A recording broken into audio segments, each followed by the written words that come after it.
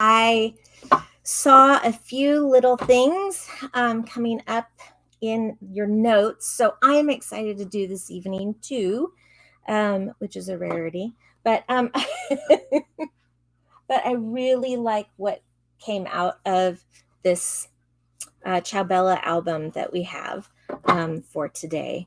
And let's see. I see that Irene got a Tattered Lace magazine, and they are so neat. I love Tattered Lace magazines, and they are beautiful, and we have several of them. So you are always welcome to look for some more, Irene.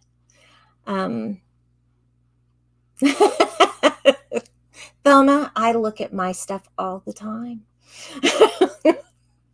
Where am I going to put it is usually what I'm doing. Our two chatters. So we have the two of you this evening, or this afternoon. So hopefully everyone will join us. There is a lot to do. This is a 2-week class because there is so much to do. And normally big albums would be on a Saturday. So I'm going to keep it at an hour and a half. Whatever we get through in the hour and a half is what we get for today. And then we should go from there. So let's start with moving my mess a little bit.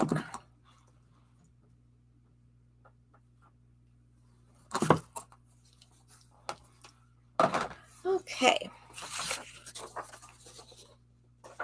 We are going to start with what you get in the kit. So, what you get in the kit is a front carved picture. It could be your back. That would be fine too, if that's what you want, but that's not what I wanted. So I've got the bird on the front. And then they also give you 2 pages, and I use them as backers because this carved piece is very mobile, and so I wanted to make sure that I locked it down good. So this is our front piece of our album. So we've got 1 carved and 2 of these.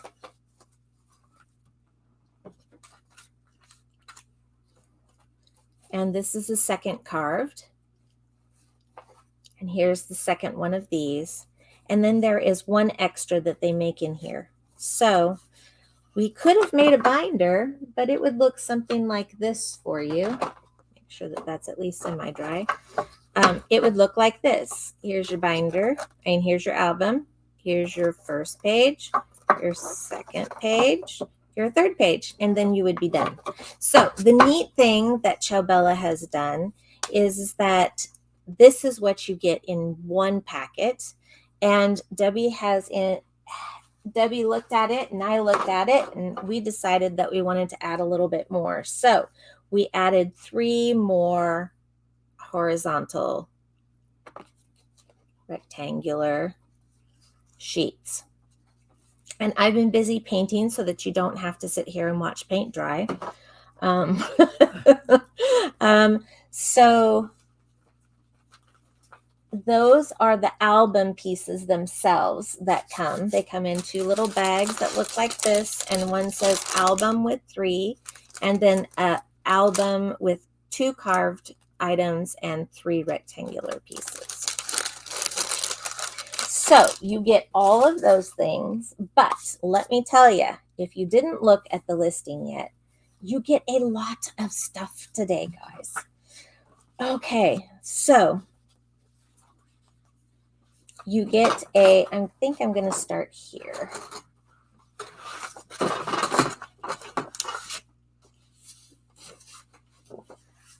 Okay. We've included a patterns background, and on the patterns background, there is still some pictures like on the front of the cover, and you will find some bigger pictures here and there, but for the most part, it is truly smaller pieces for smaller backgrounds. And I will tell you, we used all but 1 piece of this this background paper in the album. So let me show you really quickly. You get this paper. Some are really pretty on both sides. The ones that are in the regular album, they recognize that the pictures are going to be what you're going to use, or not album, but in the regular pattern, non-pattern paper pad. So we'll call it the regular 12 by 12 and then the pattern 12 by 12. Hi, Betty. Bye, Betty. So these are just so pretty. And this is the only one out of the group that I haven't used specifically for the background pages. So this is one pack. Then you get, oh, excuse me. And I did cut already 2 of the patterns because I was trying to get ahead. Okay, so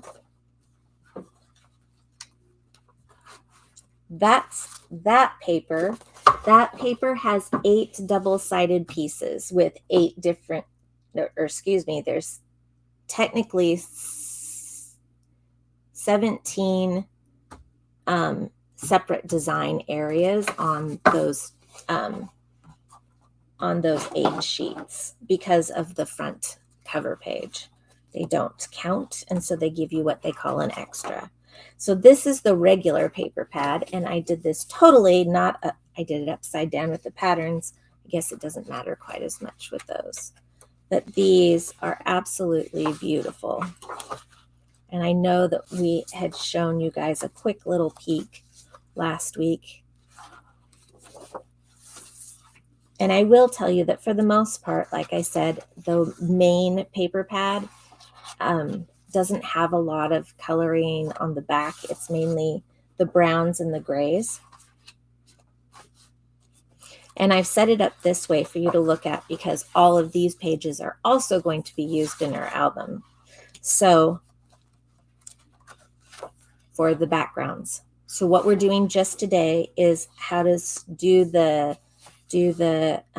album pieces, what to cut your backgrounds at, and then these are all left for you afterwards to be used in different ways. So you've got that one and this one. And I really don't want to cut this one, guys, so I didn't. So you will be having this paper to use however you wish because it is beautiful. Hi, Roberta.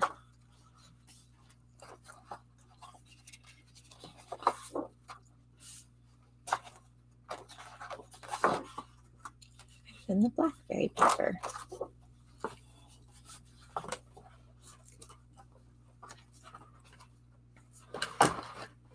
Okay.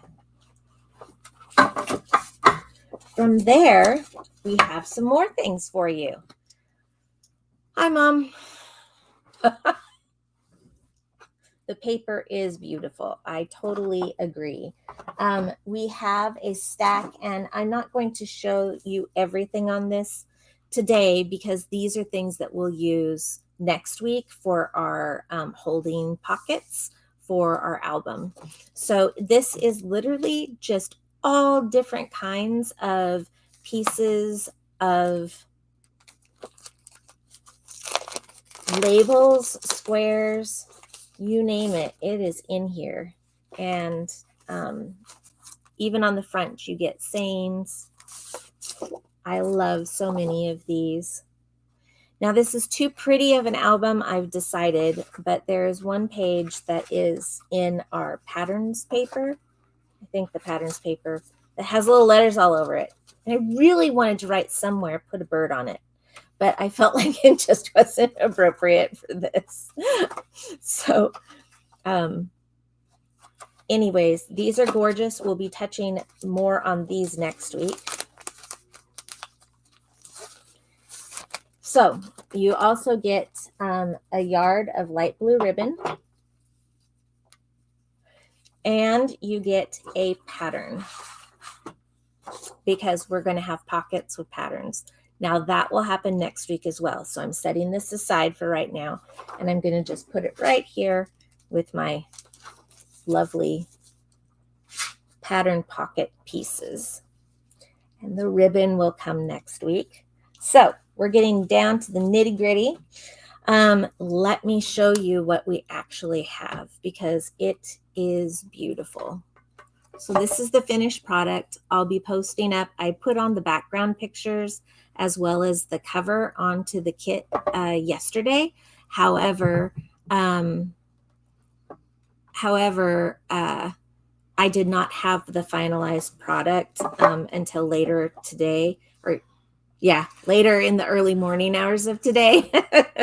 But I wanted to get the whole thing done so that it was done so you could see what the final product was going to look like if we're going to have 2 weeks of doing this. So here is our front page. And this might be.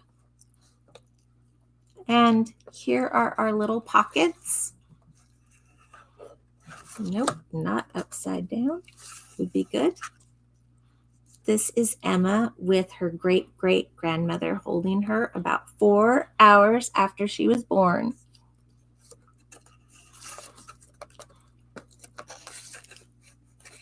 And this is little Lily feet. Nope, got it upside down again. This is little Lily feet, and this was about 5-6 hours after she was born. We start messing with our babies about them, take pictures and hold them, and everybody gets to touch and hold.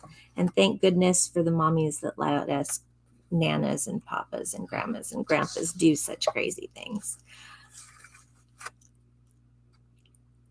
And this is Emma with Lily when she first came home. I think it was the very first day, and she was so excited to hold her.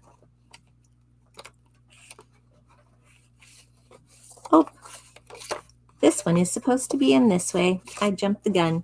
So here's your little handle. And pull it out.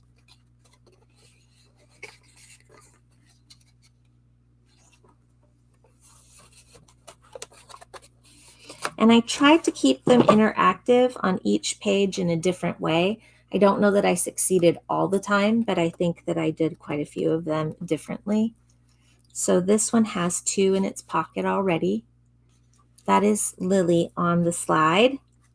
And this is Emma on the slide. And they're about the same age in each one of the pictures. And so I thought that was just too adorable not to include. Now talk about a grandparent brag book, right? Yeah. Oh my gosh, yeah.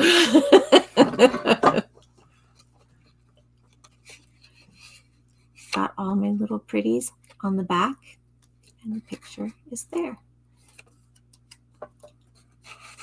And then I tuck it right back in again. Not everything is a pullout. This one is set in. I tried to do as many of these as pullouts so that you could always change up your pictures if you wanted to.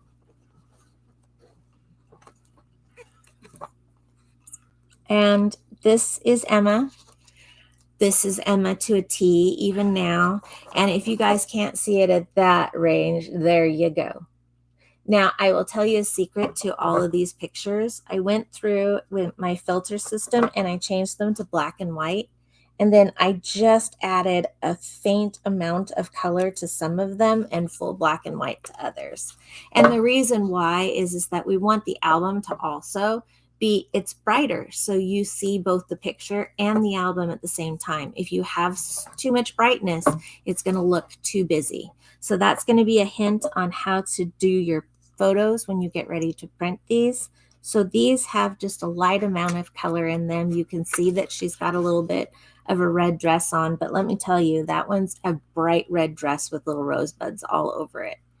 And I actually had to brighten, not take too much of the black and white away because the pink was such light colors that it was a surprise.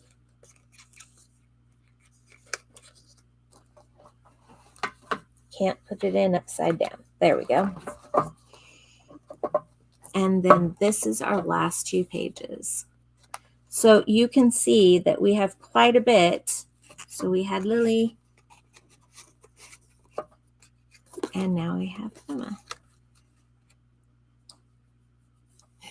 So I have beautiful grandkids. I'm just going to let you know that right up front. No biases here. And they're both really great kids, and they both have really different personalities. Each one has a different way of how they do things. So that is the book, and then here's our back. So I really had a lot of fun doing this and figuring out ways that I could make sure that my pieces were going to stay and be noticed. So let's talk about how to do the album part today. First things first, you need to paint. Nope, it's got to come back. Hey, Bryce, can you set it down a little bit closer? Sorry. Okay. Yeah. It's going to be kind of one of those days where it's... Like that? Yep, perfect. I don't think that we're going to move past this space at all. And I'm just looking to make sure that I have everything that I need. And I think I do. I may need another wipe, but we'll see. So these are our inside pieces, and all of these need to have a little bit of paint around the edges. I did list in your what's needed in order to make this album. I did list white paint and a foam brush. And part of the reason for the foam brush is because it gets your edges in a nice, good lineup, and you don't have to worry about it being too shy. And if you used a smaller brush, it would be too shy. The other reason is because in order to get these sides, which will be noticed, this brush works to really add those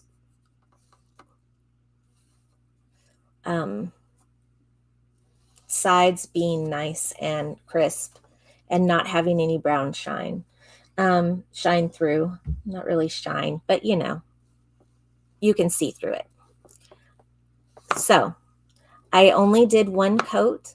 It is a thicker paint, but any type of art water-based paint will work. So you can, we've got some, I believe, still in the store. And if we don't, I'll take a look and see what we have.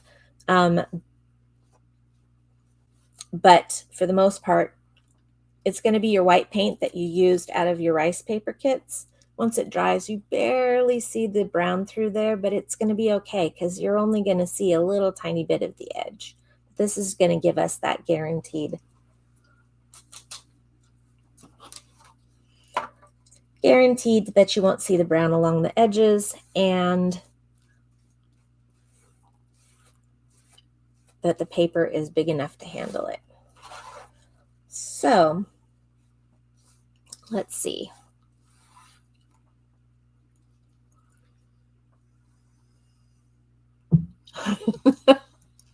My mom is great grandma, and the picture of Emma with the hands holding her, that is my grandmother. So that is my mom's mom. So that makes it Emma's, because we've got her mom, which is Elizabeth. So it's a big long line of list. But we have been fortunate enough to have long living family members. And because of that, we have had a picture a few different times of 4 generations. And then when Emma and Lily came along, we had 5 generations of women in pictures. And so that's a big deal.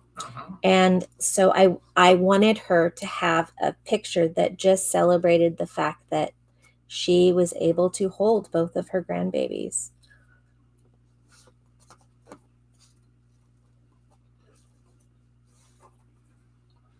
Okay, and I've already painted the other side.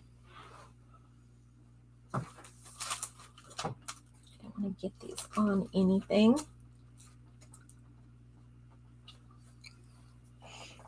Okay, like I said, watch and paint dry, but you get the idea, and this gives me the opportunity to, what would we do if we didn't have some of the I could have said something like, oh, well, you can paint these on your own and we'll do the class later. But that didn't make a lot of sense to me. So there is a little bit of watching the paint dry or being applied, I guess. But it really doesn't take too long. And you can see how I'm making sure that my edges are covered.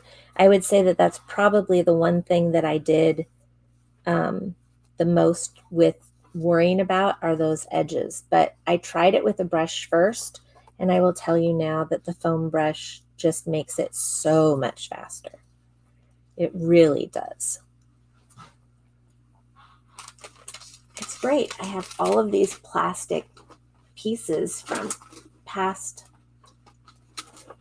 classes sitting over here on the left-hand side. So I've got all the empty things so that I can just paint. Now we're going to get down to these, because these are kind of a little special. Oh, they got one more that's a standard page, one on one side and one on the other. Just the big light's gone out. Do we have to jump up and down? Our lights went out because nobody's moving in the area of the shop where our main lights are at. So if for some reason that reflects into the camera for you guys, just let us know and we'll wave our arms and move around. I should say Bryce, but I don't think so. But I never know, so you can always holler. Say hi to Diane. Hi, Diane. Okay. Good news is that I at least had one side of these completely done beforehand.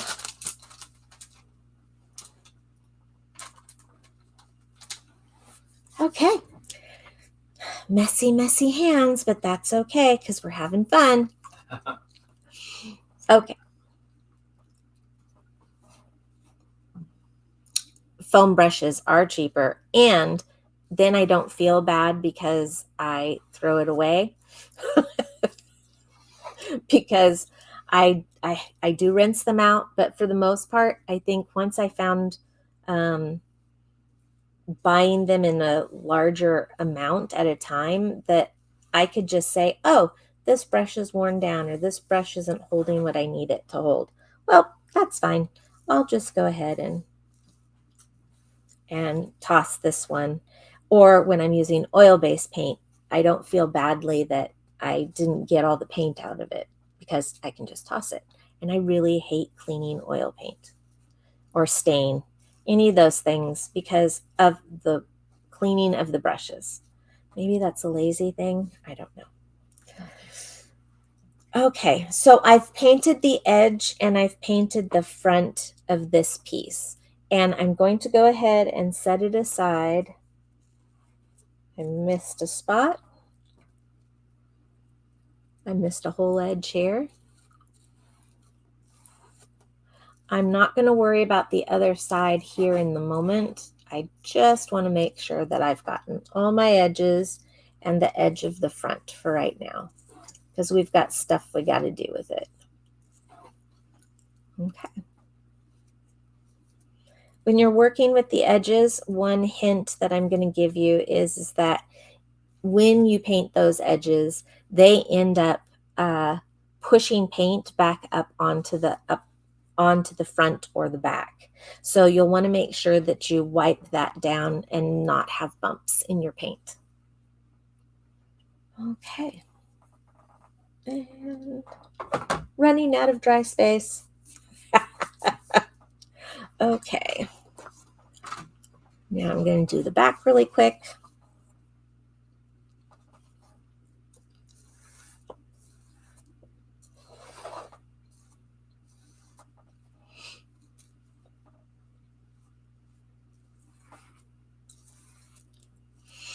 Roberta suggests using a heat gun to help them dry. Yeah, a heat gun will definitely help them dry.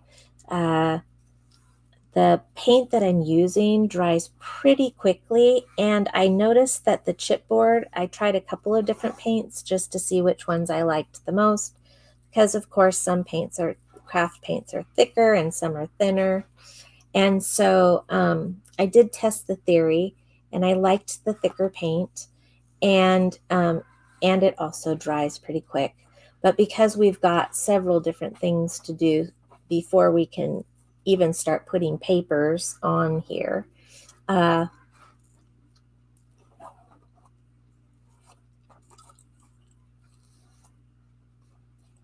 because of that, I'm not too worried about how long it's going to take to dry. And thick or thin, this chipboard does absorb it. So good to know about that too.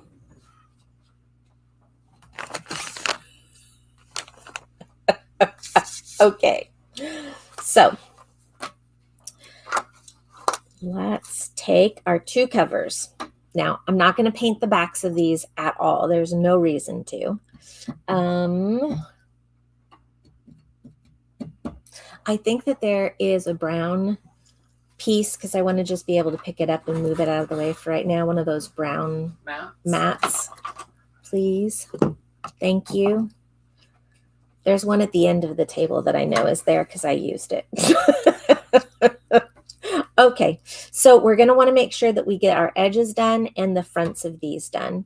And then we'll move on to the paper.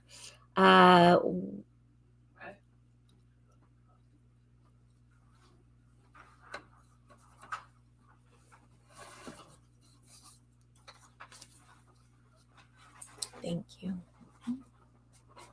Big one. It is a big one. We left them big for people that make messes, and today that's me. Okay. So you don't have to push it through to the other sections. So I just kind of use the angle of my brush and let it go over the top. And these, I tempted the idea of doing a second layer, a second layer of paint, but I chose not to because it kind of, especially with the woods, you can kind of see the brown peek out here and there. And so when it does that, I thought, well, that's kind of neat. And when you go to work on your edges after you're done with this section, you'll find that the edges that are here will already have gotten a good amount of paint on them because they go around and then you have to fix them again. Sure. Irene says she uses a hairdryer she got at a yard sale for under 50 cents. Brilliant.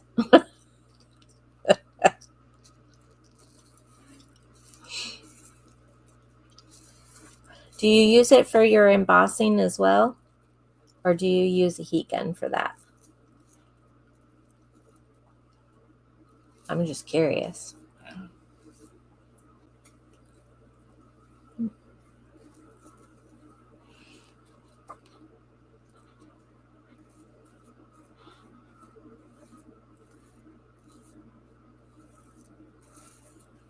Now, all of these things are in your kit when you open it up, and I'm going to try and make sure that I walk through today what papers we're using for where, so then that way they make sense to you too, so that you can come back to it if you order your kit by tomorrow. We can get it out to you so you can do the background papers and the painting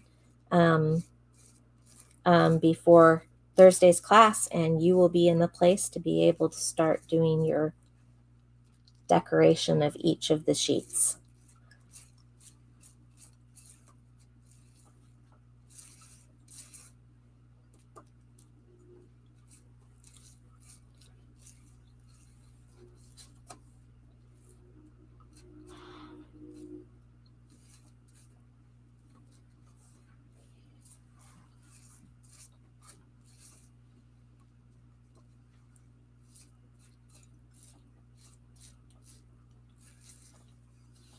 Okay.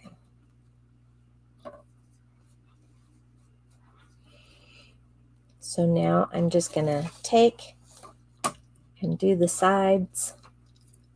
I'm picking up this one because I used it last. So this is the time to add the extra paint. And it's almost dry. Not completely, but it is really close. So it's amazing how quickly it moves. I will say that because it's chipboard, you're going to run into the same thing that we've run into in classes before when we've used chipboard, which is if you put your hand on them and it has paint or wet on it, it will lift up if you put any pressure on it. So make sure that when you are holding this and you didn't get to see any of that edge making because it's really hard to get it done far away. But if you touch up here and you hold from up here, your paint will come off of your finger until it's had the ability to completely dry. So try and hold from sides, and then you can always change it up. But our sides are probably the most likely to not have an issue. And then I just found a place here. I don't know if you can see, here's my thumb, here's my finger, and I can hold from in between the trees and still be able to get all my edges. And again, make sure that you double check that your back doesn't have any paint on it that is globbed, or else your album will not lay flat together.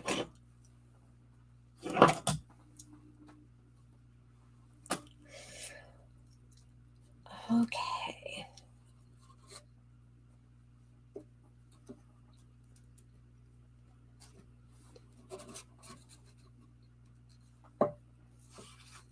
So here are my two finger holds right here. Here's one, here's two, and I've pushed it in on the sides so that I'm not touching the tops to get these edges done. And if you like more paint, then you can absolutely do a secondary layer. But I would say start with your first and then take a look, see what you think. Some people may like the brown too, so I want to also acknowledge that, because it definitely has the chipboard definitely has an ended piece to it, and because it is cut the way that it's cut, you will find that it has a pretty edge most of the time that makes it kind of look, especially with these carved ones, that makes it look like it was cut with something hot. The inside has that little bit of a dark piece all the way around it. Say hi to Kim R. Hi, Kim R.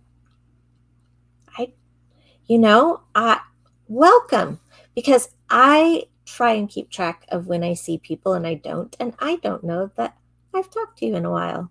So hello.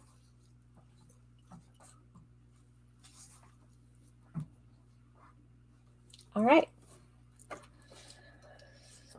So let's take a peek. I've already painted most of these sides, so we will go now and go through and paint these sides.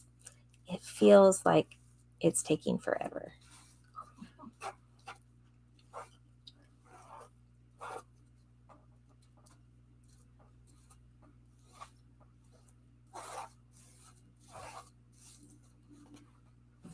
And while these other sides are drying, we're going to make our background paper that sandwiches in between this and the carved pages, and work on the front of the cover with coloring too.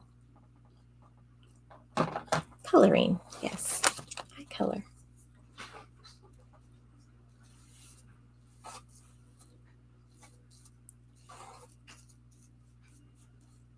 Hi, Kat. Hi. Say hello to Kat, guys. She is heading on her way home Well, she will be heading on her way home soon, and she is got your orders going. That $2 Tuesday looks like it was a lot of fun for you guys.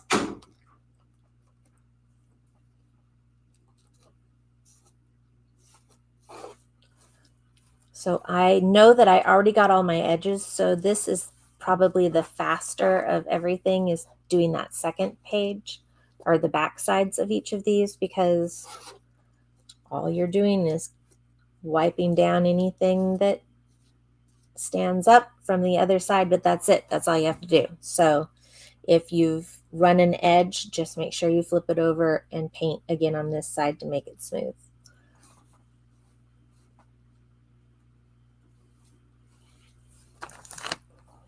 I'm going to have paint everywhere.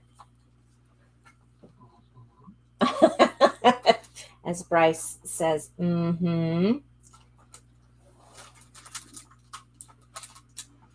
Hey, I got more accomplished than I thought. Okay, all the rest of them I've painted both sides already. So yay, a little bit further along than I thought we were. Okay. So I'm going to take these two and set them aside for right now. I don't need any more paint, so I'm also going to set that aside.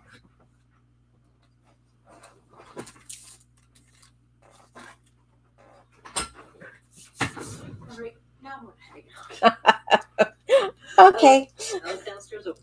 Thank you very much. I appreciate it. Bye, everybody. You can hear me? Hi, Cat. Bye, Cat. Okay. Where to set these aside at? I think we'll just go ahead and leave them on the pad.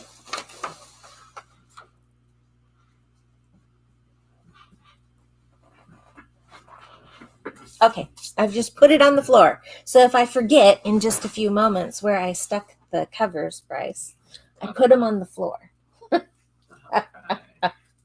So I need our cutting board, so I'm going to move those out of my way. And I cut the first one because we're going to cut a lot more paper. So I've cut the first one, and it measures out. I was touching it with glue on my hands, I can tell. We need to cut out from our wood piece, and it has the little birds and the purple on the back.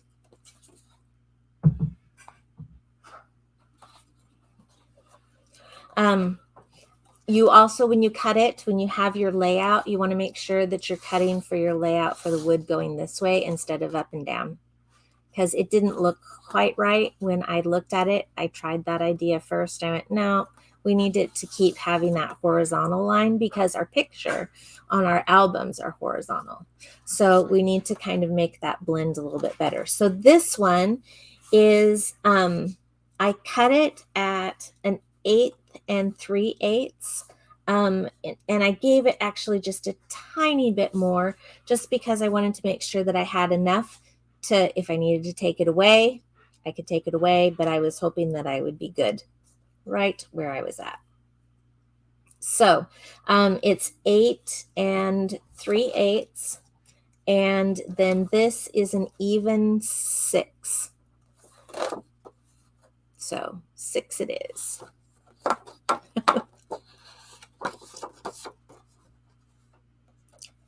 Hi, Mariar. Did I say hello to you earlier? Maybe I didn't. She's just come on board. Okay. Well, hello. Okay. So what I want to do is I just want to test the theory. Probably best to test the theory on one that's drier on both sides. So I want to test that it is thick enough and that it will do okay with that. And then from there, I have taken a curve punch. We've got these little ones. Oh, hello? You're still Oh, going. okay. grabbing a link for them. There is a list of things that you will need for the class kit that we can't provide, but we think that most people have these things around. I tried to stay within the groups of things that most people would have. So you want to cut your corners into curved, because otherwise you're fighting with those corners of the album and it does not make it fun. You can't just cut and throw on. I tried a few different things to see what worked the best, as well as what would be a time saver. And this actually works the best. So as you can see, I've cut my corners and it fits almost perfectly on here. So you'll want to make sure that you know where your hole is going to be. And that is really important, because if you don't, when it comes time to thread everything, you won't have a hole where you want a hole. So take and put your pokey tool. You can put it on a ledge of something. So we'll just use the ledge of the cutting board. I want to make sure that my paper looks good on this side, lined up where I want it to be lined up at. And that looks good to me. And once you've done this, you have committed to this paper and this placement.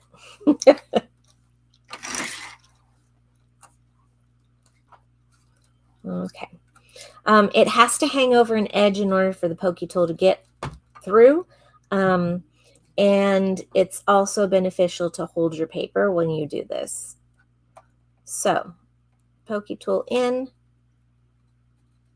Now, you can do it a little bit differently, and I may have to use that method.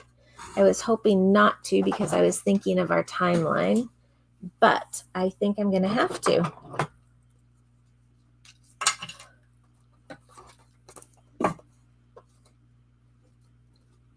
And it probably has a lot to do with the fact that I don't have foam underneath it. Okay, so instead of trying to do it with this, I had it on a ledge with foam underneath and I forgot my foam. So take and you put this little circle in there. And then that way you can get your hole started and you can finish it off later when it's time to add the last little bits. So I want to put it through my little hole punch so that I have lined up my hole and I know where it's supposed to go. Hopefully you guys can see that. Yeah.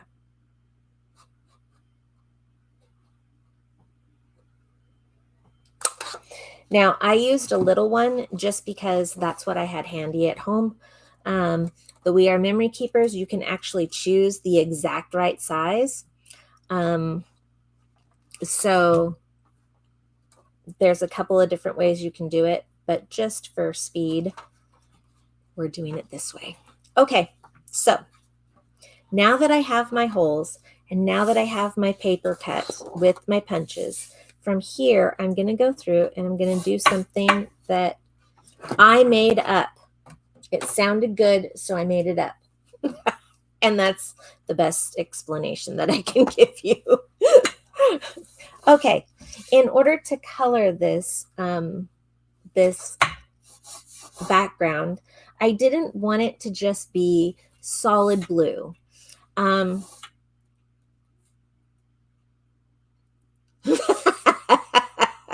My mom said, since this is your second album, does that mean this one is mine? Next month is May. Hint, hint, hint. They are very pretty, aren't they? Okay, let's see here. And you could buy a couple more and make more. Okay. So I put on the list the different ink pads that you will need, or colors similar. There They can be anything from your rainforest, from Hunky Dory, or our new ink pads are, this one is Bundled Sage. It's Distress Oxide. We will use this to color the leaves on the front of our cover. This is Salty Ocean, and we're going to use this to color this background as well as color the bird on the front.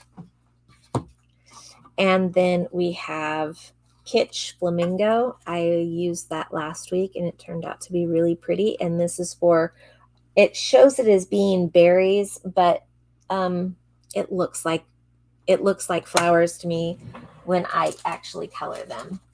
So if somebody looks really close, then they can say, oh, well, hey, what happened to that? Right? But in this case, all is good. Oop.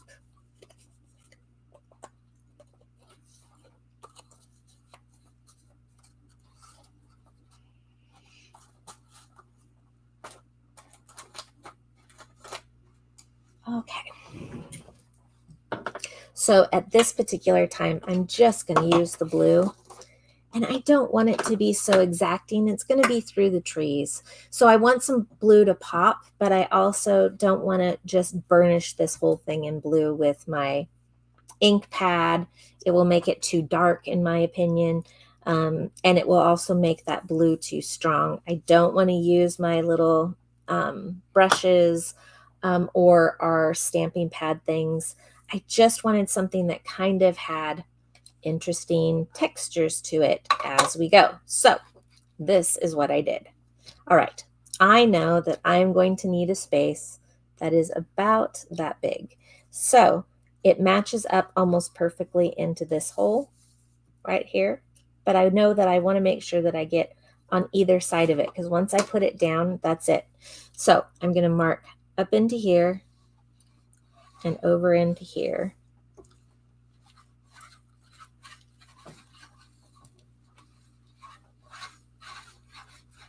Hi, Annette. Hi, Annette.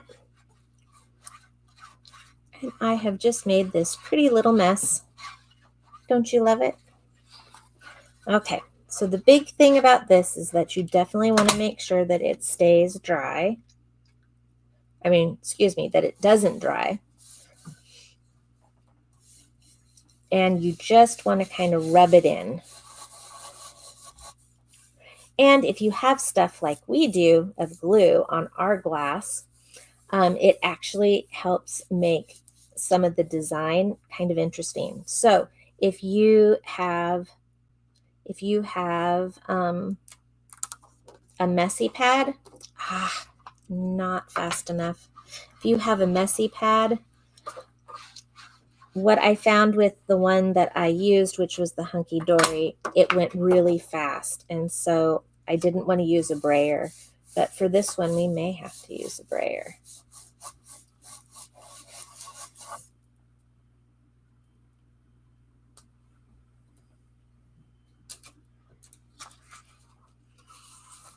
Still not much. Okay. We'll do this one at a time, which is fine.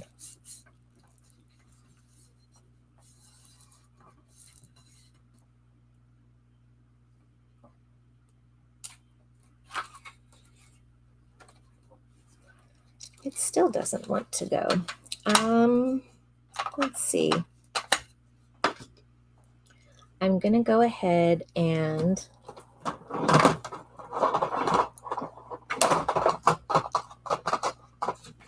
pull in some of this. And since they're both water,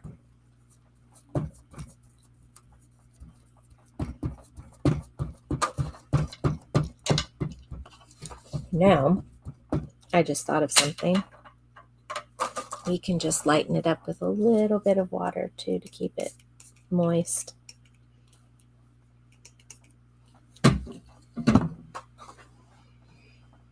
So I'm going to put the darker, since I now have two colors on there, I'm going to put the darker at the top and then the lighter blue at the bottom. Let's see what happens. You don't have to worry about a mess that you're making on the back because it's getting glued to your paper. Oh yes, much, much better. That's what I want to see. So I'm going to put and add in a little bit more.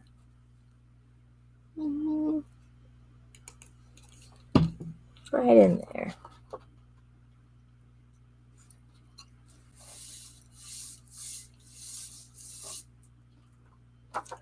Okay, and that's what it looks like. And we're just going to set that aside to dry. And then we're going to turn around and do that for, and I can put the hunky-dory one away.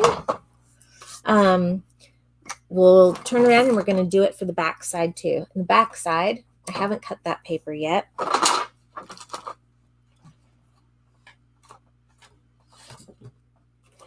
And that paper is in here. This is the regular 12 by 12 pad.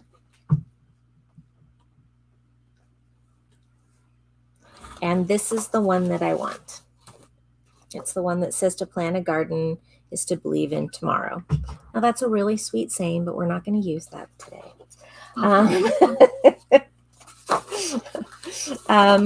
So here we go.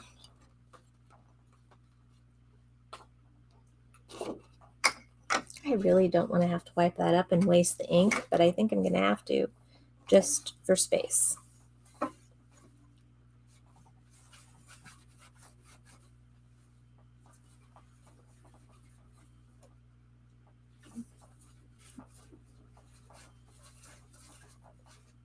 Okay.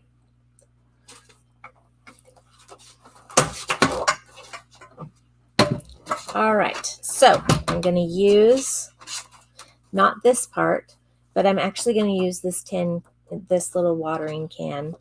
And you want to make sure that you save just what you need because you are going to have lots of fun stuff left over. And you're going to want to make sure that you have enough papers for what you want to do. So I am using this as the length being 8 3/8.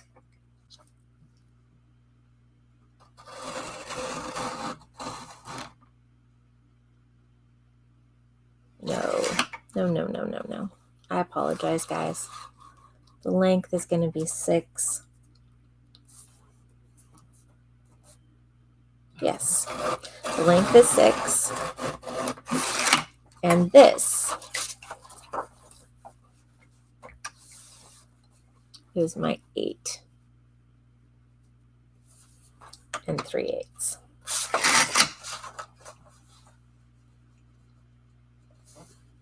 I thought you said you were keeping your patterns horizontal. I am. You guys are probably going, what is she doing then? Well, I wanted the wood, and I wanted the wood pattern like we had on the front, but I felt like, didn't quite cut that all the way. There we go. The pattern on the back, I wanted to match, but I didn't want to just use plain wood. And the reason why is because all it is woods. So you've just got the white. And so rather than just making it white with blue, I wanted to give it a little bit more oomph. So you cannot tell in this, but it is hanging out sideways. So we are pouring our little watering can with all of its flowers. So it's amazing how. But you can't tell, you're right. No, you can't tell that it's sideways. So I'm still keeping my wood horizontal. And now I'm going to clip my corners and do the same thing again.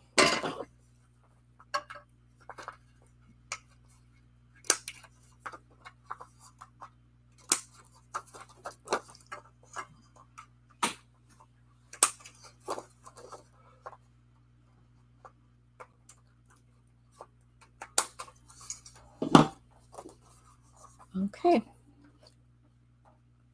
Now that we know that this is, I'm going to check to make sure Can't do this quite yet, so I gotta check to make sure that I've got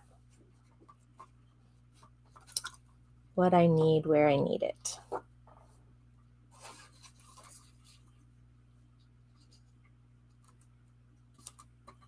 All right. This is the one thing that is interesting with the albums. The trees definitely have an up and down marking. And so you want to make sure that you have your book the right way in order to be able to do this. So right now my hole punches are up here. So you want to make sure that when you're doing the back of that book, you're flipping it around this way.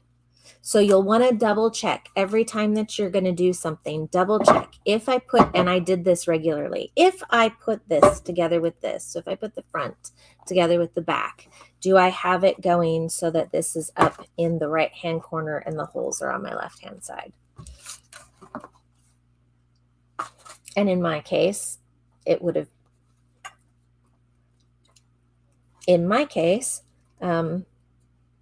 because I'm doing this upside down, it will mean it will look a little bit different for you. So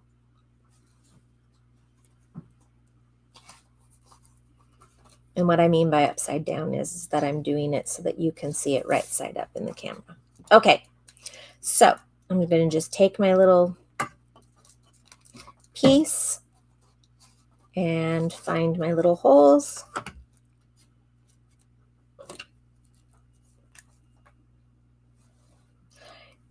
And here's the really interesting thing that I noticed with mine, and I thought that it was going to do what I was hoping it was going to do.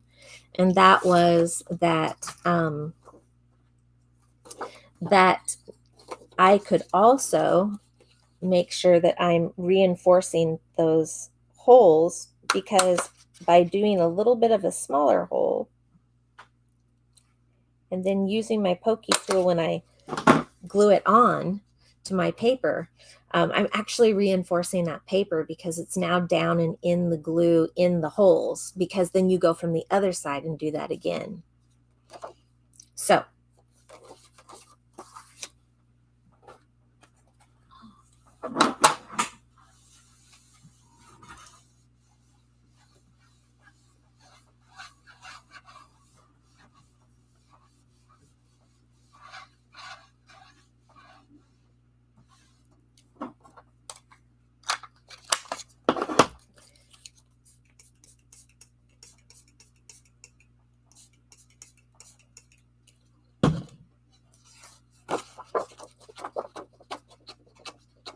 I think I put too much water on.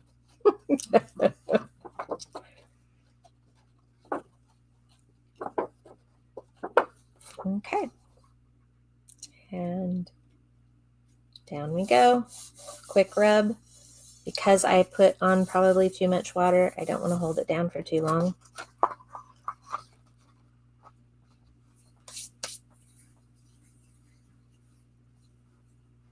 Need more baby wipes? Wipe. I'm sure that I said it somewhere.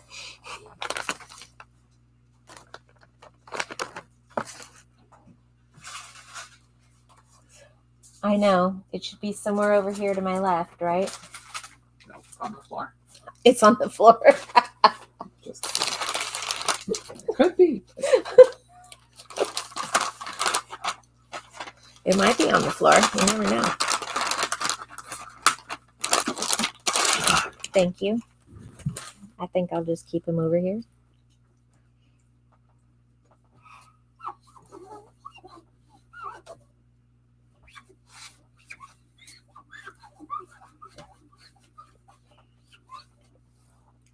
Okay. So now we're going to take these and we're going to set up our backgrounds. Well, I can set this one up, but I can't set the other one up until we paint the front. So we'll just do this one first.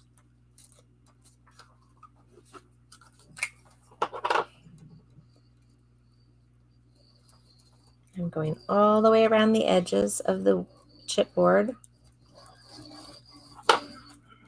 And I'm doing the chipboard instead of the paper just solely because the paper is a little damp and I want to be able to get it to lay flat.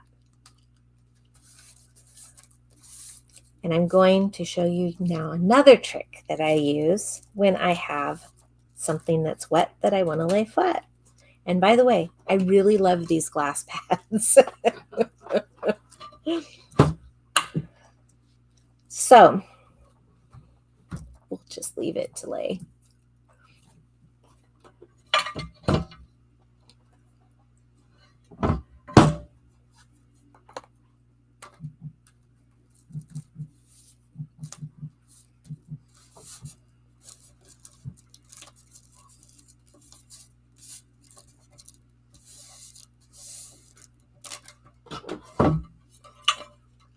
Think that I'm going to flip this over just because it's got feet on the bottom and it's not giving me enough weight. Okay, so while we do that, while we wait for that to be a little bit stronger,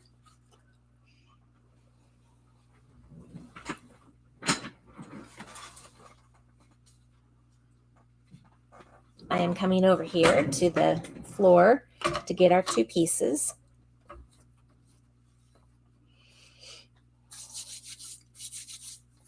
And let me see here. We'll need these 3. We won't be painting anything on this unless you specifically would like to go through and paint the little leaves, because there's a few little leaves here and there. I chose not to paint mine, but we can totally paint them this time so that you can see what the differences are. Sometimes, you know, just seeing that slight little difference is a big deal.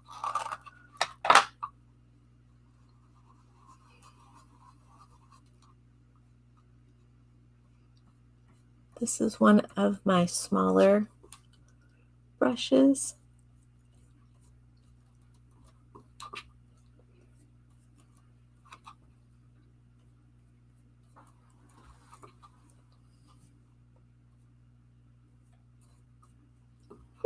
I kind of like that little tiny bit of green. Well, now I'll have to go back and do it with the other one. It's amazing how easily it goes on. And with the white paint, it lightens up that color so much.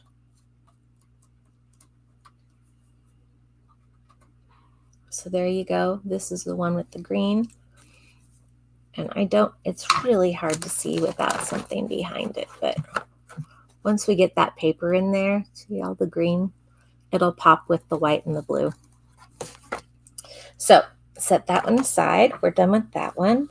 This one I did paint everything that looked like it should be something that is green. The leaves are bigger, so you'll want to kind of keep it off the tree and just on the leaves.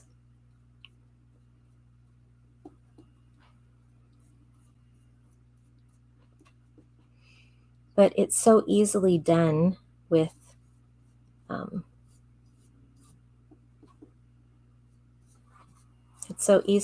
these little brushes. I love them. This one I've had for quite a while, and because I know it and I use it, this is what I use. They come with the you would have received one with your bear stencil that you guys did with Debbie. And that one works the exact same way. And I think that was it for leaves, actually. The other thing that's neat about this is that if you don't have anything handy, you can rub either here or you can rub on some paper, but it just barely takes that green and just takes it off, and you can turn around and use it for a different color with something small. And then you will have to clean them with soap and water, but this takes off the majority of the ink so that you don't have to worry about it when you're changing colors. And because the pink, the berries that are now going to be our flowers, because it's springtime, so no berries. So we're making them our flowers. I'm going to get a good amount because it is light. And with the white, it pops right out.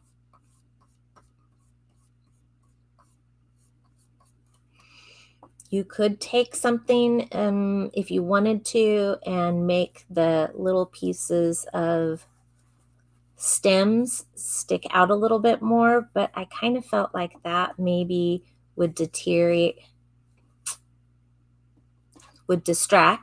from the overall idea that I was trying to get across, which is flowers, cherry blossoms, because they're out.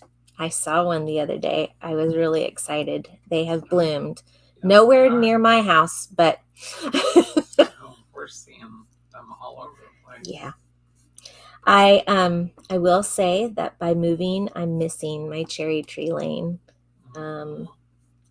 Every single house, part of the development for that area was part of the requirement is that you had to have a living tree that was in the front between where you park your car on the curb and the sidewalk. So there's a space that you are responsible for that's part of your land, but the sidewalk isn't because that's public space. But this tree is your responsibility. So we had cherry trees and everybody had one all the way down. And when the freeze happened, I was so sad because I watched some people just cut theirs down and others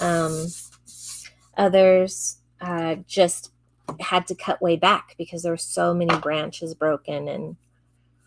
And see how much pink was still in that brush. It's crazy.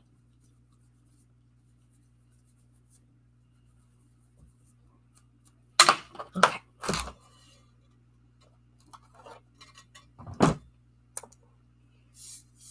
Okay. See, it squishes it down just so very nice. You can use a brayer, but then I have to push. And so, yes, Roberta, I use a wipe too. Sorry, I don't know when you said that. Okay. So this one is laying flat. So this is where our trees will go. Right here like this. And it kind of just changes the whole look. And I need to make my hole a little bit bigger to see the lineup, I think.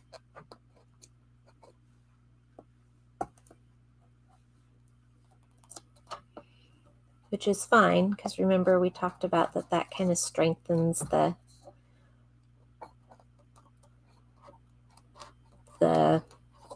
hole right there so that it can handle ribbon moving back and forth through it. Okay, so there we go from there.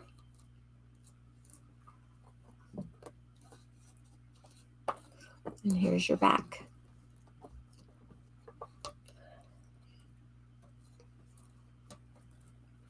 I would say that probably based on what I'm seeing, since what I have at home is the prisms still, and I didn't have the Distress Oxide handy. The one thing that I can say is that mine came out a little bit lighter in regards to the blue. When you're gluing these, there are going to be areas that are really sturdy, and then there are other areas that are a little bit more flimsy, and you might go, well, that's okay, it's just a little piece. But in reality, those are the places that you want to glue the most. The rest of them don't have to be all glued, but if they don't have a good structure standing with the other pieces, they will move and they will pop up, and then that's not so much fun.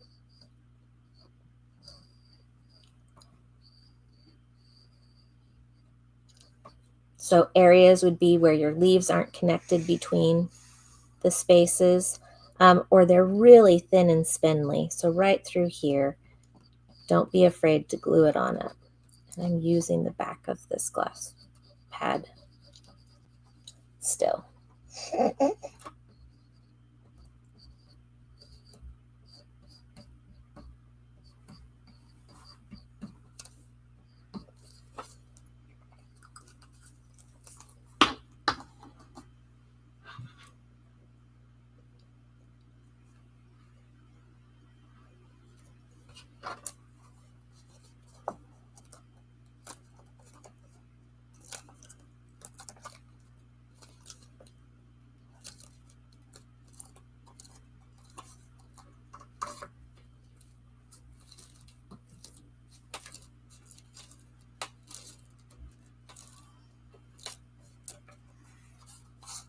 Okay, there we have it.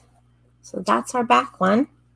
We're going to run those holes now that we have them in both places. I'm going to run the holes a little bit, make sure that if they don't line up all the way, I have fixed the problem.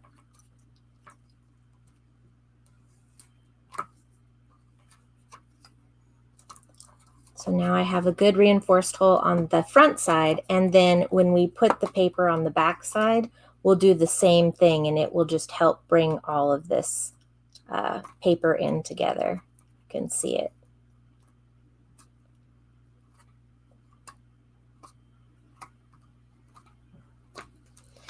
Okay, where are we at for time? I've got 19 minutes. 19 minutes. Okay, well, let's see if we can get through the majority of this by then. The last thing that I want to do is take and do the bluebird. And I'm going to show you on our patterns a piece that I used. And we'll look at it again a little bit closer later. But I wanted people that don't mind fussy cutting because I think that it's really pretty.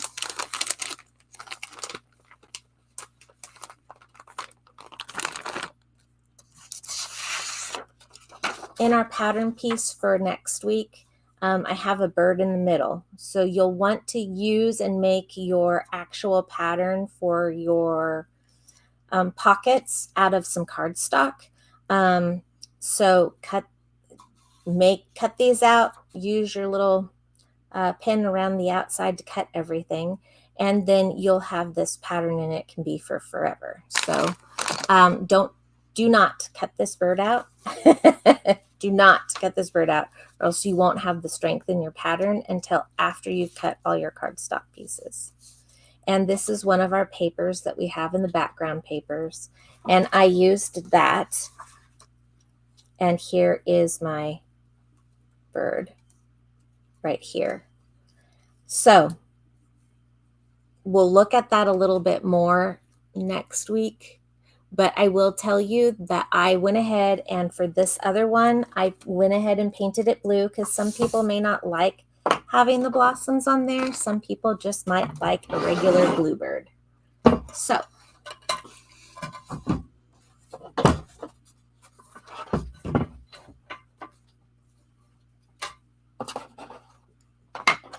get out my big brush.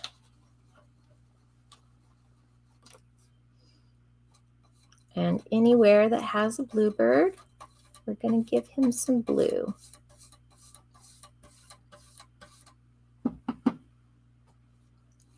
And I just took a little Sharpie marker for the yellow and put it on his beak.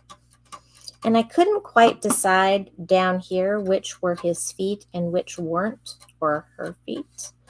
And so because I hadn't quite figured that out, I made the decision that this bird just wasn't going to have any feet. It was tucked up underneath him when they sit on the branches anyways. So I tend to think that these are it, but then I'm not sure. And so I quit worrying about it. Sometimes they puff all up and you can't see the feet. No, you can't. So I figured, all right, it's a little ambiguous, so I'm going to leave it ambiguous and call it good. Okay, so now all of our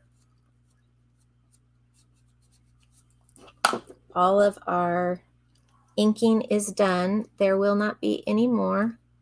This is something that I love about the water soluble inks, is that with the paint, with a lot of paints at least, you can actually wipe off what you don't want to have if you've accidentally marked something. So here I've got a little bit of too much blue right there with the pink, so I'm going to try and pull it a little bit.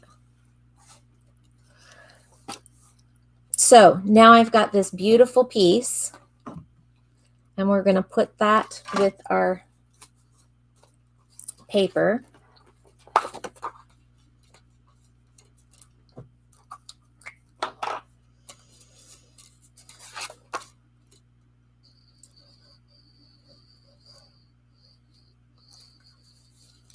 And no, when I made the holes, I wasn't paying attention to whether this side was right side up or upside down, because it doesn't matter because it's going in between.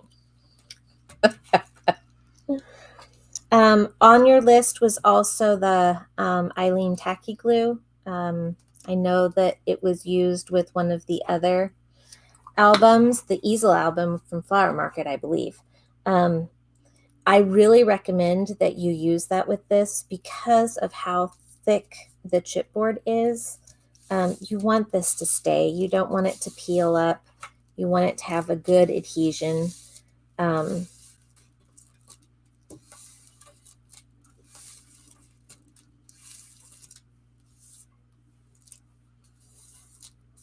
Okay, double check where my hole is. Make sure that I've got it settled.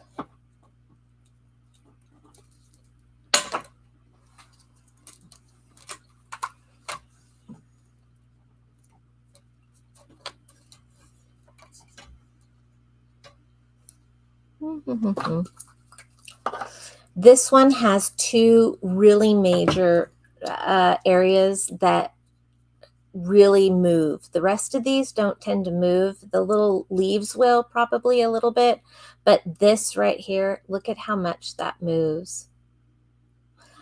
This will pop up if you do not give it a good adherence with glue. And it's not going to matter if the glue dries clear. So don't hesitate to think, oh, well, I don't want it to go into the piece, but I'm going to tell you right now, don't hesitate because you won't see it. It will go around the edges of where it has contact, and you will maybe see a little bit, but once you're done, you're not going to see it at all because it will dry. Beak is another place. And then, like I said, all the little leaves, if they can move underneath your glue bottle, then that means that they need to have a good reinforcement of glue.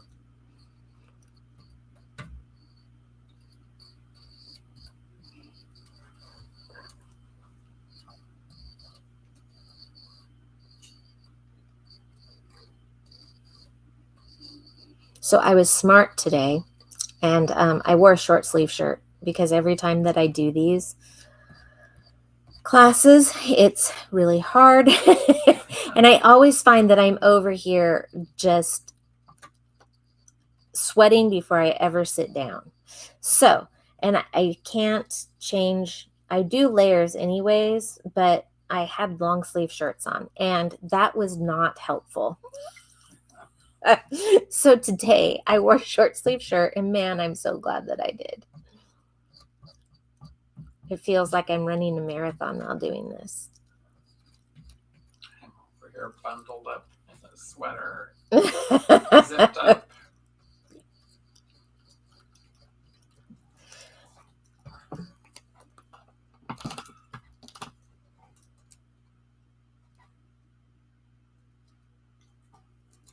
Okay.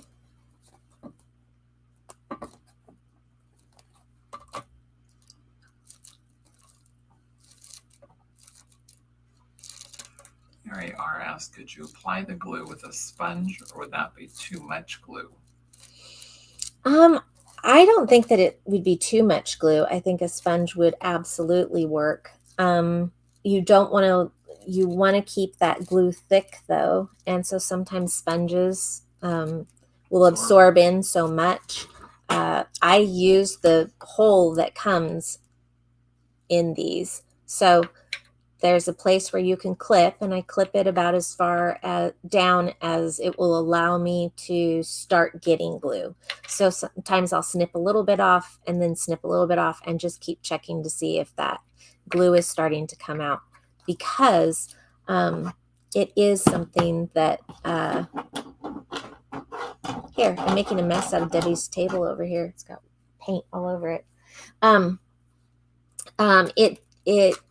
It needs to stay that thick consistency, and I really have not seen anywhere where going over the edges. In fact, I think a sponge might thin it out a little bit too much.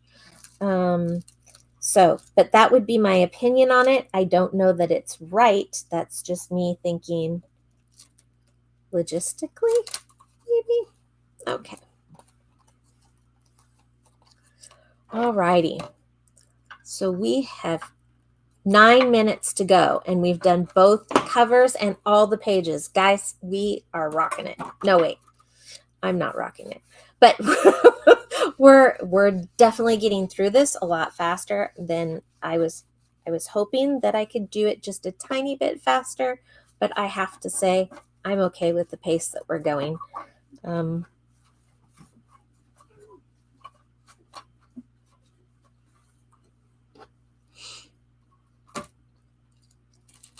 Okay, so I want to talk about our pages from here.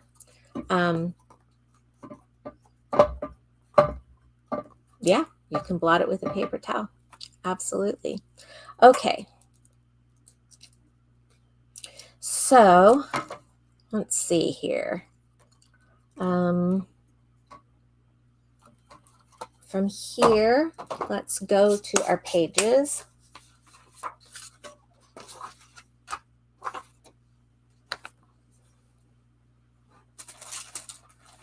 And I'm just going to go through kind of one by one to say, okay, this is what is on that page, because we don't want to worry about anything other than you guys being able to get where you need to get for next week. So if you get this next week, you will have knowledge of what comes next. So what comes next? On the first page, it's the little bird nest. Looks exactly like that.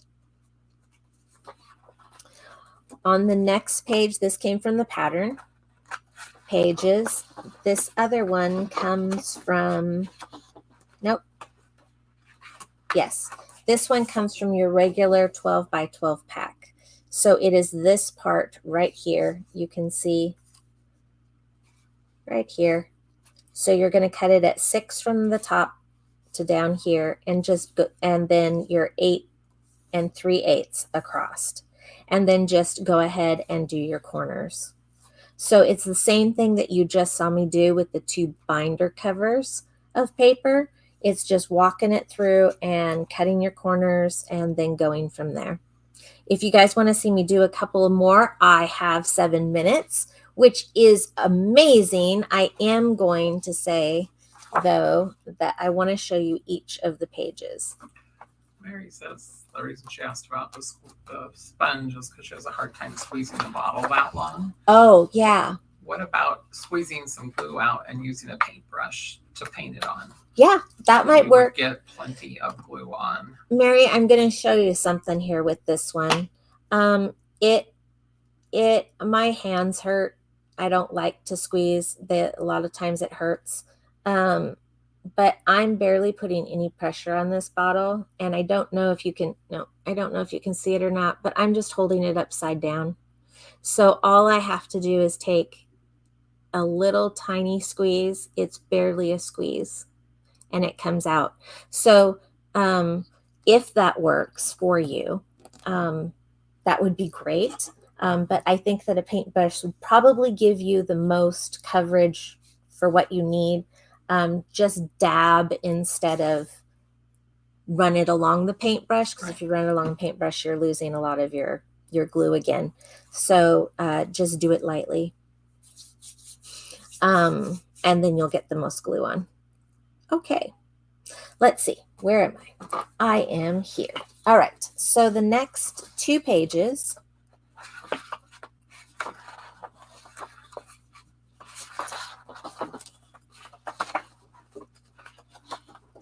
This one comes from the regular pack. And I did end up wasting some of this because I wanted my heart to be out here.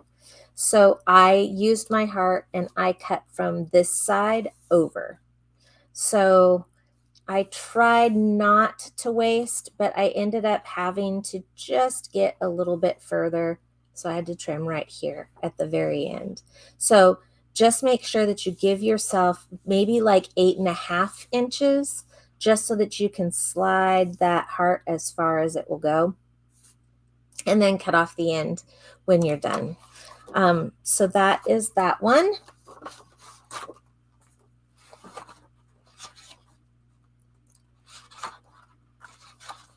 So homework for this week would be going through and doing your background pages. This is this one.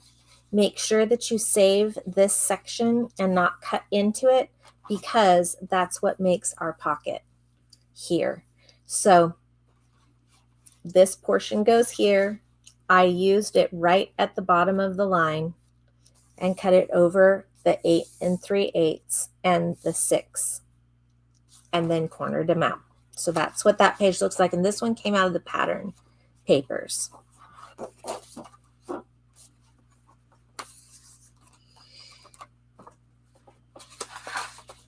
This one also came out of the pattern papers.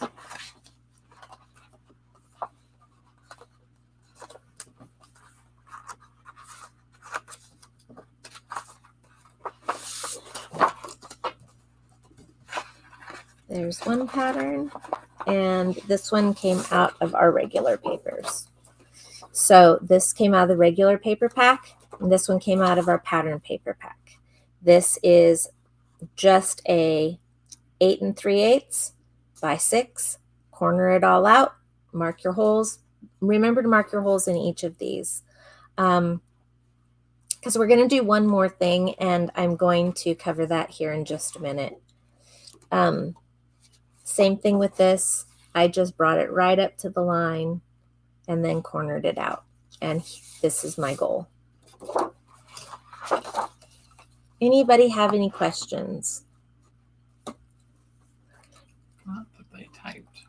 It is, I would say, yes, it's very shabby chic. I think that me pulling the white kind of added to it. But if you read the description that Ciao Bella gave for this, it said, what is a woman, what is created from a French woman coming and living in the United States in a farmhouse, and that this was created based out of that experience for her. So she pulled some of the things from more of a French thought process, but then she went to the farmhouse look. So this is very much, that's kind of the goal. And I believe I put the description of that because I thought it was really well explained. And so I thought, wow, that's a great way to look at it. Okay, so I looked at it from that point of view, and that's where I started coming up with my plan for how I wanted it to be laid out. We are asking if you had a lot of leftover paper. I will answer that question here in just a second. So I've got this one that is yellow. It does have some really pretty stuff on the back side. And since this yellow does not have direction, I would actually recommend that you cut from this side your 6 and your 8 3/8 so that you can try and salvage as much of this as possible, because this is beautiful. But it was too busy for the album. So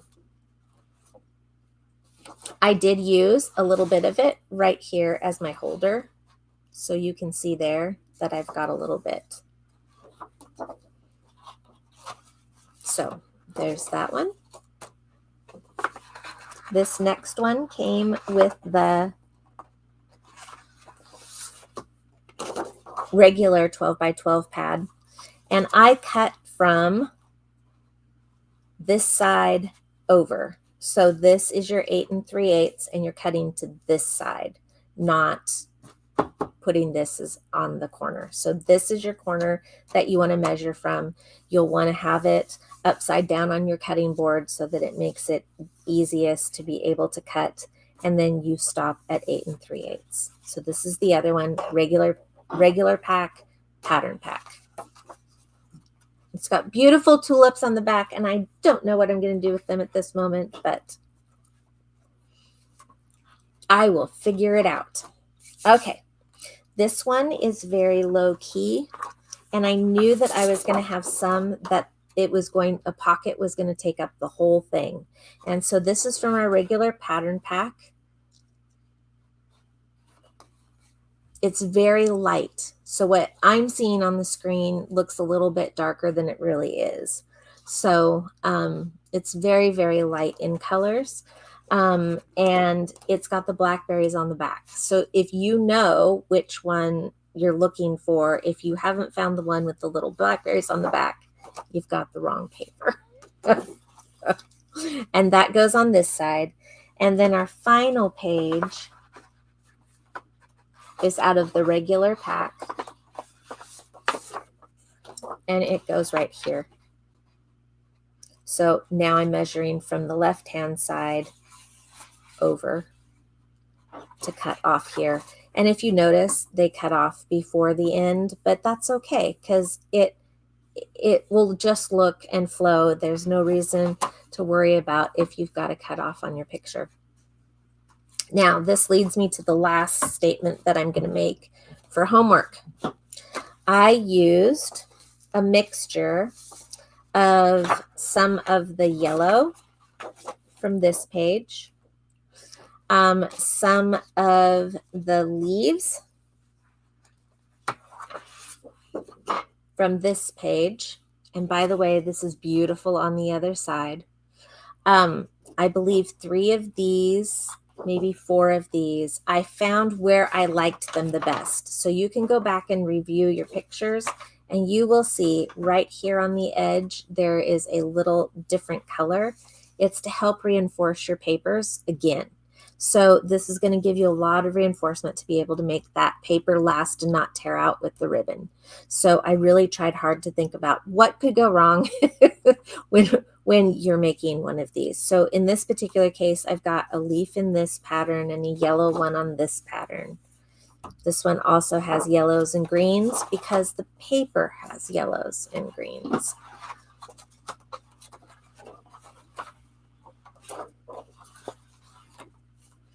On this page, I've got a light little clear coat paper. You don't use a lot of it, so it wasn't something that I paid really close attention to. I think anything that's lighter in color and something that's kind of a leftover, you're going to find when you're cutting some of these that you'll have a few leftovers. But I'm going to hopefully figure out which page it was really quick for you. Might have been the back of the houses.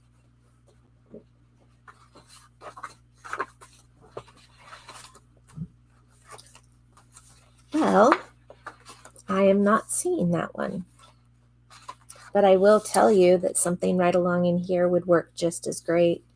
So what you're going to do is you're going to cut at 6 inches tall, and it's 1 inch across, and you're just going to put your holes like you would and corner your corners, and do the corners on just the outer corner. Don't put it here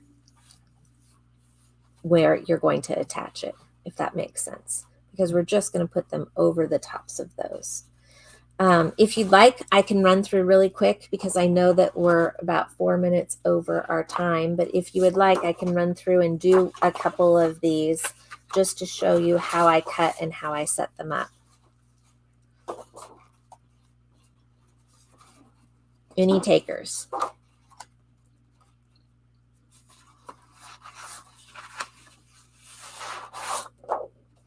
I love this paper too. Oh, and to answer Mary's question,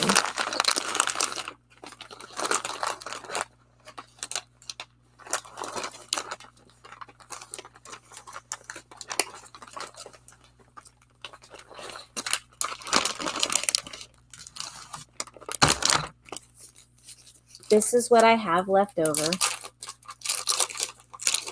And I'm going to be making cards out of these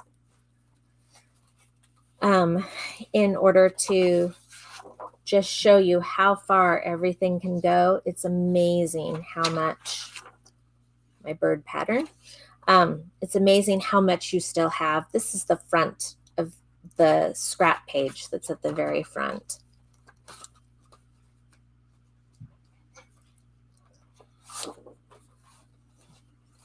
it went right here with this. So this is where I cut off for the little houses. I will tell you that I'm going to recommend that you don't cut out your A4s ahead of time, and you don't cut out any of the, you don't cut up some of your stuff that you think that you're going to use until we actually get to that point. Because I feel like I probably wasted a little bit of paper in the process of creating this. So I think you're going to end up with more paper by the time that we're done, just because I can get a lot more out of this than what I did. But I was really focused on getting the right cuts for what I needed to get. And so these are just, I mean, look at some of this.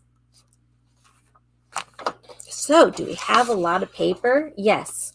So if you make a mistake, can you totally fix it by using another paper? Yes. I am just amazed at how much we still had. And I will tell you, we used every portion of the pattern paper except for the one with the houses. Several are saying, yes, please show us. Okay, great. And I will do that really quick.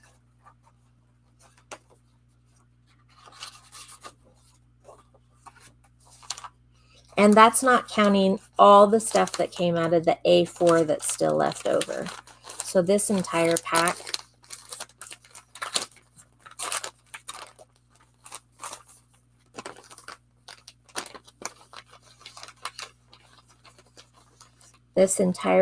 is all different kinds of words, add-ons, pictures, you name it. There is places for all of this. I'm going to guess that we can probably make about 15, maybe even 20 cards out of what we have as leftovers. So I don't know. I'm going to be up to the challenge here this next week to try and see what I can come up with all the leftovers. I really work hard to try and do half of my paper. So if I use half of the papers that I have, even out of these one designs, if I have one half of a page, then that means that I can make a whole bunch more with it. If I can make all of this album, still end up with 20 cards, that is amazing. So yes, there is lots left over by the time you're done. And as you can see, I didn't skimp on any of it either. I mean, I absolutely used and covered every bit of every page. Okay, so let's go back now that I've shown you all of the extras. Let's go back to where we were.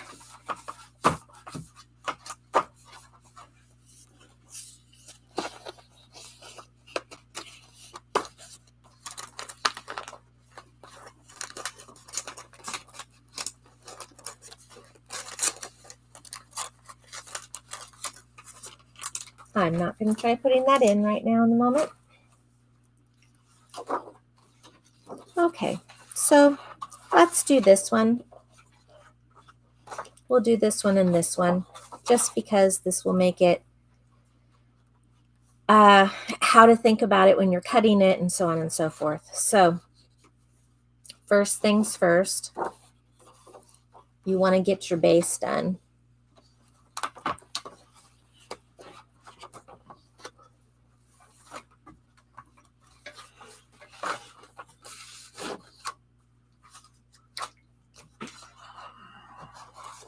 I heard that yawn. It's that time of day. I don't know that time of day yet. My brain will not shut off over the last few days. So, I'm not feeling very sleepy, which is not really a good thing for me. Okay, so we want to look at the pictures on the back side when we do these. Does it have a orientation that we need to keep? How are we going to salvage what we can to get the most out of what we want?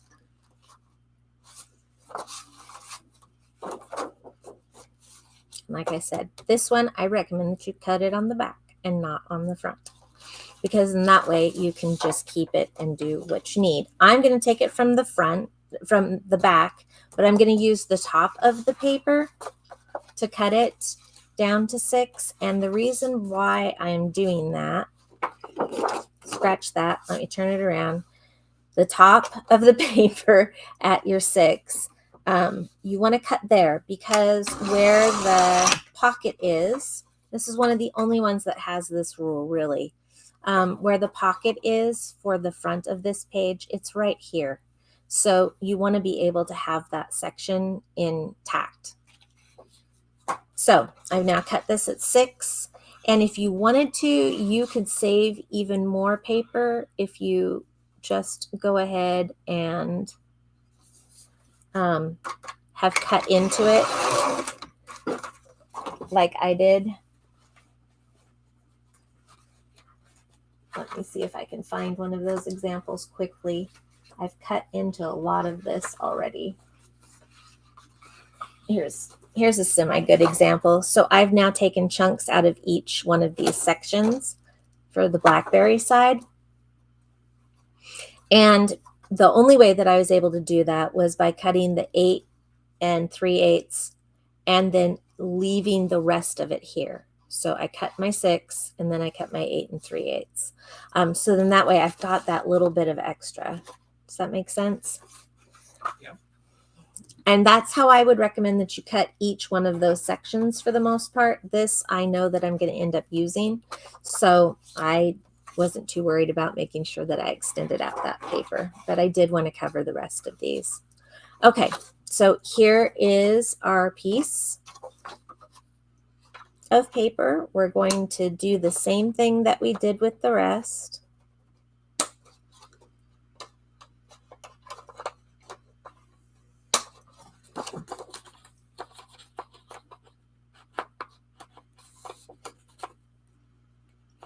And when I worked on these, I worked on 2 pages at a time. So whatever I have opening up and facing each other, I wanted it to have some similarities, but I didn't want them to match exactly.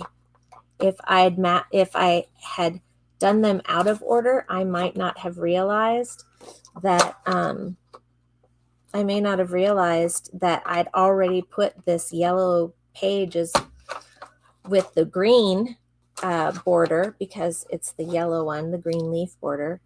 And then what happens if I went, oh, well, these are really pretty and they've got lots of yellow, and they've got the green, and then you end up accidentally using your green here too. Then you've got some copying going on. So I always work with 2 sets at the same time. So then that way I knew where I was heading with it. So I just would set out those 4 pages. I knew that I was going to use this. I knew that I was going to use this paper. I knew that I was going to use this paper.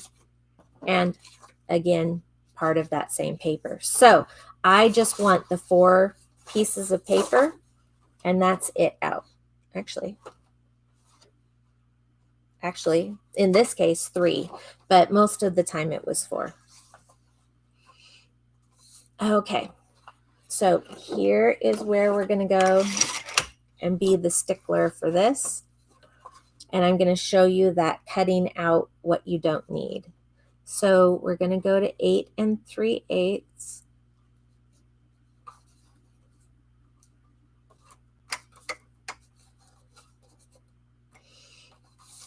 I think I'm going to eke it out to 8 1/2 and take a little bit off of this side.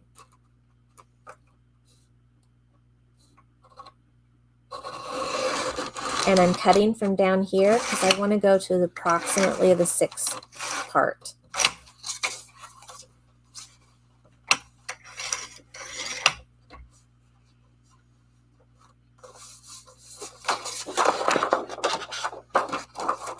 It would work so much better if I was thinking straight. Okay, there we go. So now I'm going to cut out the 6.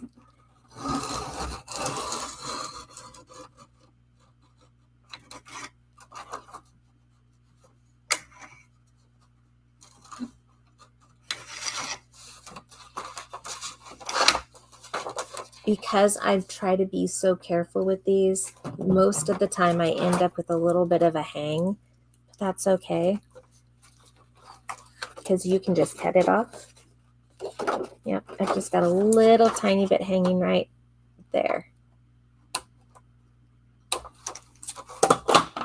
So this is what I mean by saving the most of your paper that you possibly can on a page. So try and think about how your layout's going to be so that you can get the most optimum amount still left over.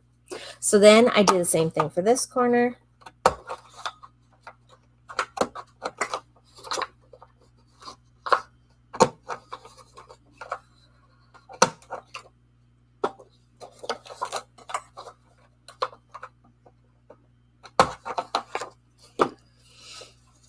Okay, I have one of these at home that's a crocodile style. You can just, actually I did want to cover this. You can just go ahead and take your corner and just round it with your scissors. You don't have to have a punch, but I recommend if you want it to be exact for every single one, you may want to do that. So, all right, now I know that I need some leaves, and I need it to be 1 inch thick, and that's it, 1 inch. Do any more and you'll start taking away from your pretty picture.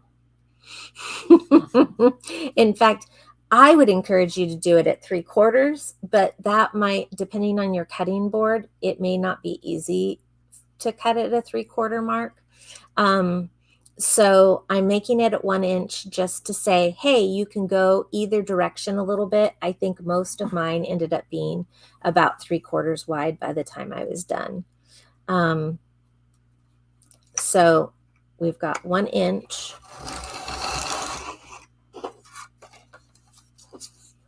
And then since I already cut it off of the 6, I've now got my 6. So I can just sit here and cut off 1 inch of each of these, because I know already in my head that there are, if you look through and rewind the video and look at each page that we just went through, you will see all the different little borders. And honestly, for the most part, you can see what you're going to do because of the colors that are on your page.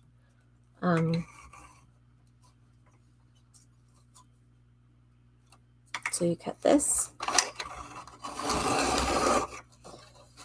And now you've got 3 out of what was left. And there's just a little bit here. So that means that I'm only going to use the 3. So every once in a while, I think that there were 2, by the time that I cut all the pieces, there were 2 missing. So I had to choose different colors for the sides that I didn't already have. And in this particular case, I need 1 inch sections.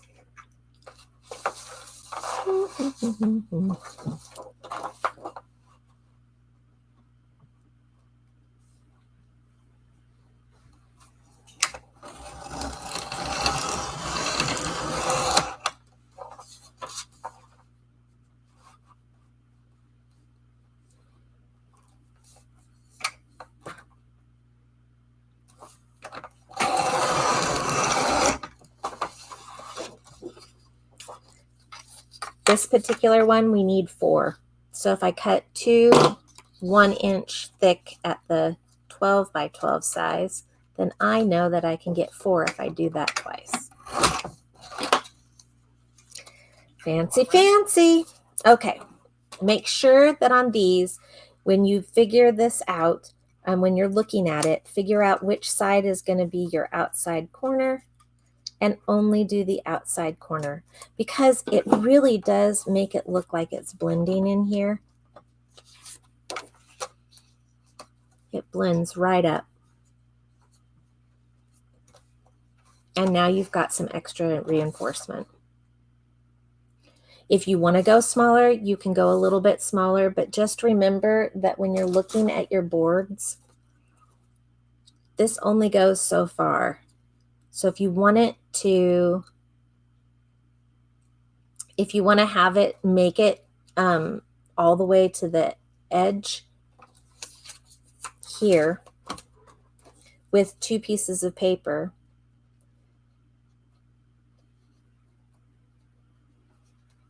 You don't want to go too much. You don't want to make it end up being to where it's right here on the edges of the holes. I'm not sure that I'm saying that quite right, but hopefully it makes sense to what I'm saying. So you want it to stay at the edge just as if it were the paper. Yes, it does cover a little bit of your design, but I really think that it's worth it to just go ahead and give it that extra reinforcement. And you're going to do the same thing that I already showed you. You're going to go through and you're going to make your, if you are brave enough, which I am not because I am on camera, and you want to hole punch through both of your pieces at the same time by using something as your guide, you can totally do that.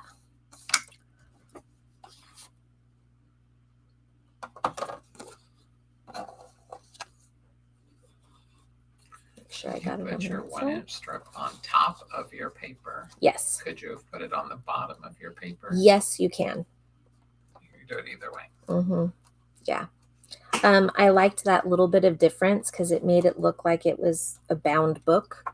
So that was my intention behind it, but you can totally do it behind it. It truly is a way to give you that extra strength, extra bit of strength. Yeah. And that's truly what it is. And it kind of makes it look a little fancy. But if you don't like it that way, totally. You can just take and not use this paper at all and just use white cardstock and stick it right in there and then do this one on top. And so I'm just going to punch my holes.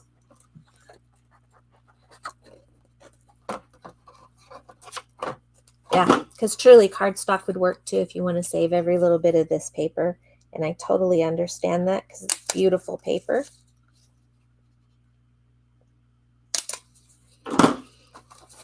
And then I'm going to turn around and do the same thing with this.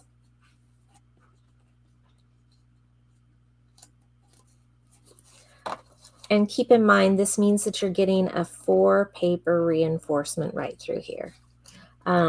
Your ribbon is a lot of fun to put through the holes. But I do have the trick that will help you get it through the holes. Oh, I open a book and punch in the middle seam so I don't hit my hand with the awl. I'm trying to envision that, and I'm having trouble doing that. I think so that she doesn't like have the awl coming through the paper. She's using the book, the middle of the book. Oh, okay. That makes sense.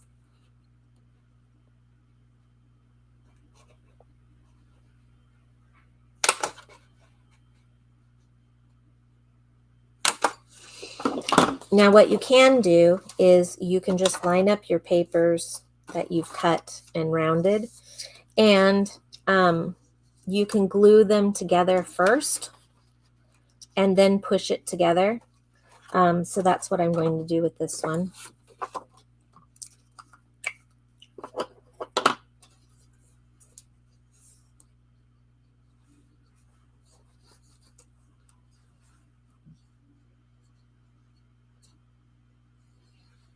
And I put a little bit of glue around each of the circles because, again, this is where we're binding, where we need a little bit of extra reinforcement. So if I can do that,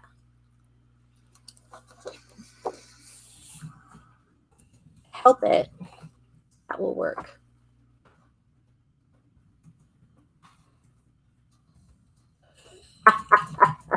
The foam book, I love it.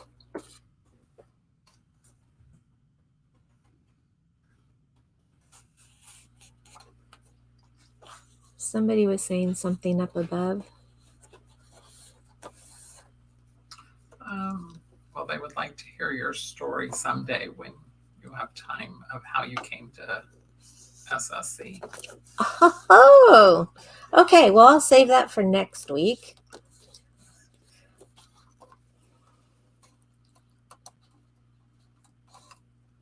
Okay, so now I've glued my 2 pieces. I've got it ready. And I'm going to now glue this one. And again, I will flip over the glass the glass pad, and I will use it to be something heavy to keep all of my paper flat, because I will tell you right now, it does try and move up on you with the amount of glue that I was putting on it. But I don't have a lot. It's not coming out extremely fast. You can see approximately how much I have on there. Oh, look at all of my lovely blue fingers and white and everything. Debbie would just not. Nope, Debbie, you can't watch this video. She is so good about going in and cleaning her ends of her nails, but I think that when you're making a mess at the table, that's okay, because I can always wash my hands. So now I've taken and I've put both pages down, both papers.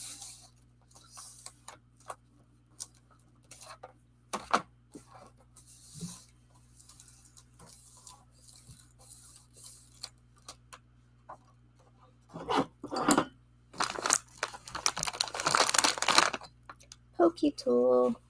There you are. Okay. Now that it's on the paper and on the book, it will work quite well together. Then you just roll it and push it. Push it in, roll it around the hole, and you'll get all of the papers pushing up against it. And so now you've reinforced it. It will come out the other side. That's okay. Just go ahead and flatten it out. If you've got some that stick through a little bit, that's also okay. Just flatten them down, because we want to make this as strong and last as long as it possibly can. Okay, Mary R., I will do my best. You guys will probably have to remind me. I've got a lot of pans on the stove at the moment, so it's not on purpose, but I will probably forget. But I know you guys are really good at reminding. Okay, so that's how you put a page together, and this is as far as you need to go in between now and next week. If you want to do it with me online, if you want to just watch the video, that's okay too.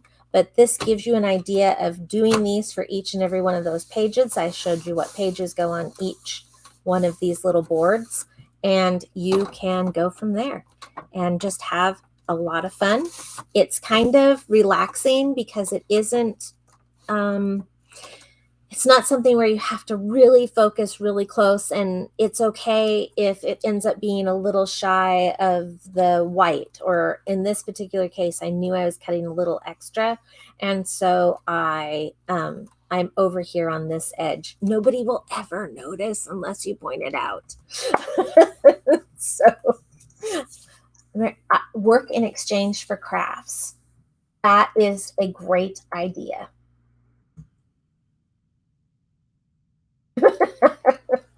So you can see how much fun that this is going to turn out looking like. And I still have all my papers in here, so I'll pull them out. Hey, they'll be sort of kind of in order.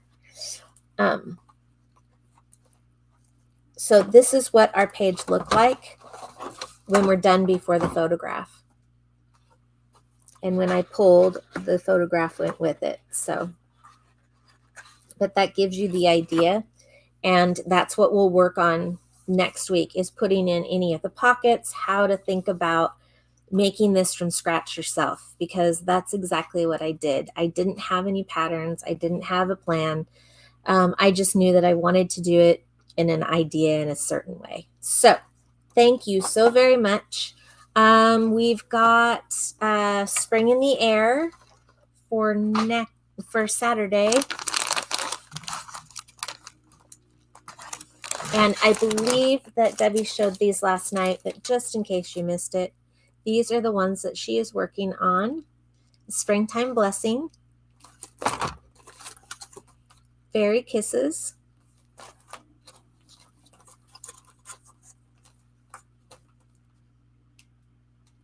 Very Best Wishes. He's super cute. And then On the Farm. And I do have to say, this is probably my favorite one, but I'm kind of partial. Emma would like this one, but then she might like this one. And then my mom would like this one. So there's something for everyone in this group for this next week, and they turn out so much fun, and it's amazing how many cards you can make in just the amount of time that Debbie is able to do it in, which I can't do. I think we'll get 36 cards in total from this. That'll be Yeah. good. You know, we really have worked hard at seeing how far we can stretch these cards, you know, from looking at our Christmas videos. So it's just amazing what you can get out of a kit if you just are really smart with how you use it. Yep. So thank you, Debbie, for giving that to us. And you are welcome for my time and hard work. Who's flipping the coin? Well, they're all vying for Lauren's old room. I caught that. Wait, so do you need like maybe a 6-sided die?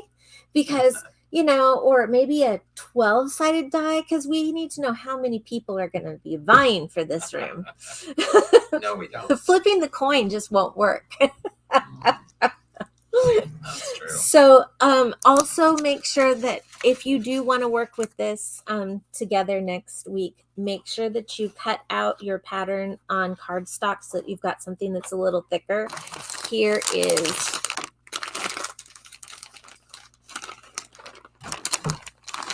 is mine. So I cut this out of the cardstock. This was actually my pattern. And then I accidentally cut it off in this photocopy. So we'll have a little bit of extra, but it will still do just perfect, I promise, because that made it a little bit too thick anyways. So I kind of fixed my own problem, really. So cut out your pattern pieces and do the whole process, trim them, actually put them on some cardstock, cut them again, because you'll want to keep these around. It's not every day that you get pockets. So have a lot of fun. Thank you guys, and we'll see you next week.